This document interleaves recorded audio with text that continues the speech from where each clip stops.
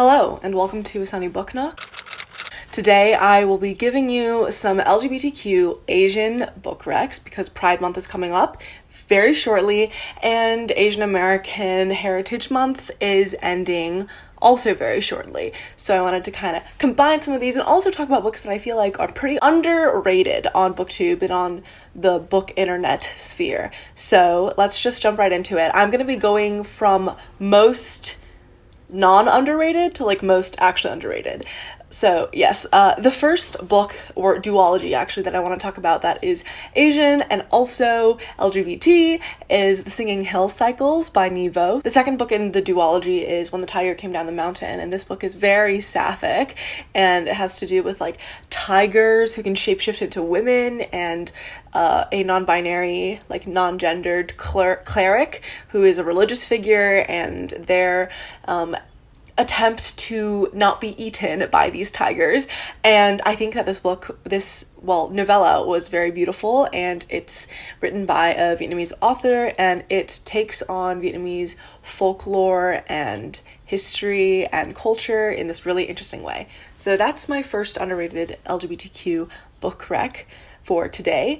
And the next LGBT book I want to talk about that I think is kind of underrated but not as much is Pizza Girl by Jean Kyung Fraser. This book is about an 18-year-old pregnant pizza girl who becomes really obsessed with this like MILF who is the mother of like a small boy, and she orders a particular type of pizza every like week on a regular basis. And this is a very like dry, acerbic coming of age novel that features dealing with alcoholism because her dad was an alcoholic who died due to his alcoholism, and her mom is a Korean immigrant. And I think this book is written by a woman who is also half white, half Korean, so I think that is very important and interesting. And this book is very interesting and feels very Otessa Moshfeghi millennial fiction-y, and I really like it. So if you want a sapphic kind of a cynical book, you should pick this book up. The next book I want to recommend is The Black Tides of Heaven by Neon Yang. This book is the first book in a fantasy series that follows these main characters who are magical and have some sort of like royal blood basically, and within this society you can like choose your like gender identity, and I think that is a really cool kind of LGBT element of this story and this magic. It's written very like in a very removed kind of sense. It's not very detailed or lush. It's more like simple, I guess, and it's a pretty short book. So definitely pick this book up if you want an Asian-inspired fantasy with LGBTQ characters. The next book I want to talk about is The Order of the Pure Moon, Reflected in Water by Zen Cho, which is another novella. Lots of novellas and short books here. And this book, I haven't seen anyone besides me talk about this, and it features these bandits who are kind of roaming the Southeast Asian like jungles and trying to like rob people and survive. And there's this person who joins them who is a religious figure, and there are trans characters in this book, but I don't want to say like necessarily who or how that plays into it because it's part of the story.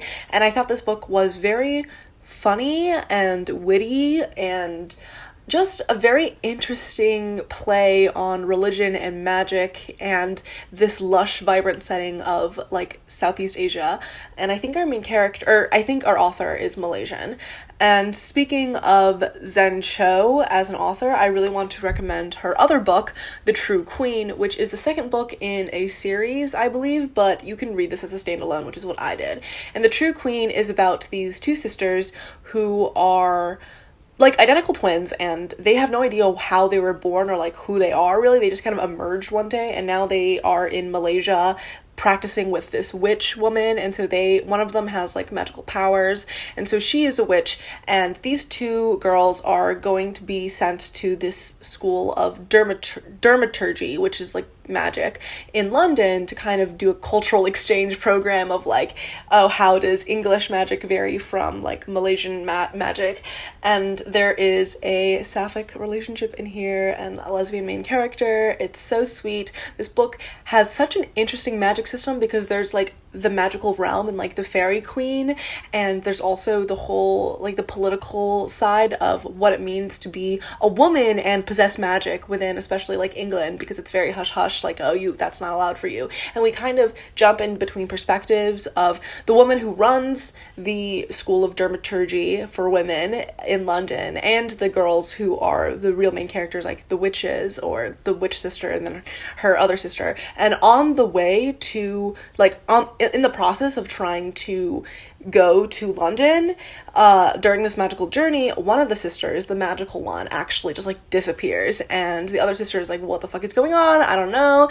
And that is kind of what kicks off the plot of the story. And this book was so fun and amazing, and it needs so much more hype because it's so good. The next book I want to talk about is one that I've talked about extensively on this channel, and that is Fierce Femmes and Notorious Liars by Kai-Ching Tom. This book is so good. It's about an Asian trans woman who is kind of trying to figure out who she is and her identity after she leaves home.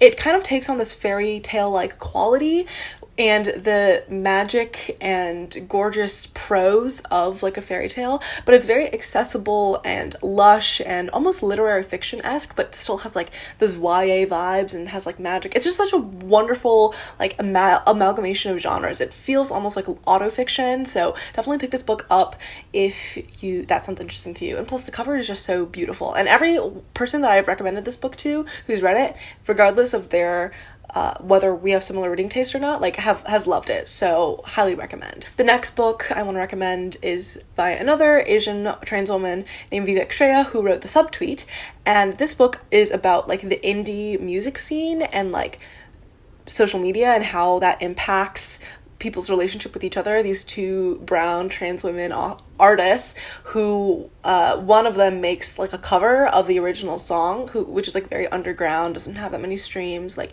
and that cover like blows up, and it's about the relationship these two women have with each other and the complicated nature of these indie art scenes and music scenes and how they treat these non-white artists, these women artists, these trans artists. So I thought this book was very interesting and dry and witty, acerbic. Again, like I love literary fiction books that feel like that. So yeah, definitely pick up this book. And the cover is illustrated by Manjit Thap, who is this illustrator, and I love her work. I've like bought her prints before. It's so good. Anyways, yes, love this book, and you should definitely pick it up because it's very underrated. Not many people talk about it, I feel like. The next book I want to talk about is another book that I've talked about a lot on this channel, and that is Girls Made of Snow and Glass by Melissa Bashardust. Melissa Bashardust is a Persian author, and this book I don't think has any particular, like the fantasy doesn't really have any particular inspiration, I think, from like Persian inspired fantasy or anything, unlike her other book, which I didn't really like, so I'm not mentioning it here. Plus it has more hype than this book. But anyways, this book is kind of about the relationship between stepmother and daughter and father, and there's a lesbian relationship in here, and there is magic and an ice or like glass heart and like a snowy kingdom that is kind of cursed to always be snowy, and then this girl who is going, like, it's so good.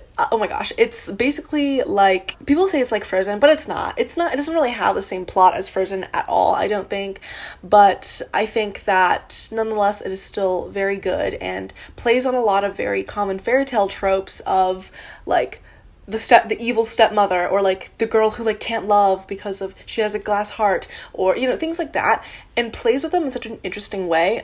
This book is so good. I highly recommend it, and I don't think people talk about it enough, especially people who like want to read sapphic books, because this book is so good. It's such a perfect mix of sapphism and adventure and fantasy. Beautiful. And fairy tale. Next, I have Phoenix Extravagant by Yoonha Lee, which I just now finished. And this book has a non-binary main character. It deals with colonialism. It's very clearly kind of based off of Japanese colonialism in Korea and like China, I think, and the ways that impacts culture and society and politics, because in this world, we are following our main character who's a non-binary artist, and they are trying to get a position at the Ministry of Art of the colonizer nation, but their sister is like, you were like colonized by these people, why would you want to work for them? Like, that's so evil and bad. Like, I'm gonna kick you out of my house now. So our main character gets kicked out of the house, but then eventually gets recruited to work for the Ministry of Armory for like the colonizer government. And in that, they are looped into a lot of different magical machinations, and plus in this world there are these things called automatons, which are basically these robots that look like humans or can take on human characteristics but function as like guards in city patrol because they, you know, they're machines. Like, they don't have a sense of bias or anything. They just do what they're programmed to do. So this book is such an interesting look at the magic of this world, and there's like a mechanical dragon who's so wonderful, and there's an enemies to lovers sapphic relationship with this badass duelist. Oh my god, so perfect. I love this book so much, and you have to pick it up. I haven't heard anyone talk about this book, but it feels to me like a combination of, it almost gives me the vibes of like Pachinko almost, because it explores the themes of like history and colonialism and the way that it impacts relationships with each other, but also like We Set the Dark on Fire, that duology, but also like The Poppy War by R.F. Kuang, which everyone loves. Like, it's giving so many good vibes, and it's so underrated. You need to pick it up. Finally, the last book I want to talk about here is Kink by R.O. Kuang, which I also recently read, and this book is an anthology of different short stories by various authors, but all edited by R.O. Kuang, and it's about kink and the ways that people's like sexualities and the exploration of that are played through, and there are definitely lots of LGBT couples in this book, and I really enjoyed it. So these are all of my LGBT Asian underrated book recommendations for you today. Hope this quicker, shorter video will, you know, appease you. I hope you enjoy, and if you liked this video, if you got any recommendations, or if you have read any of these books, please let me know your thoughts about them in the comments down below. But other than that, thank you so much for watching, and I'll see you in my next video. Bye!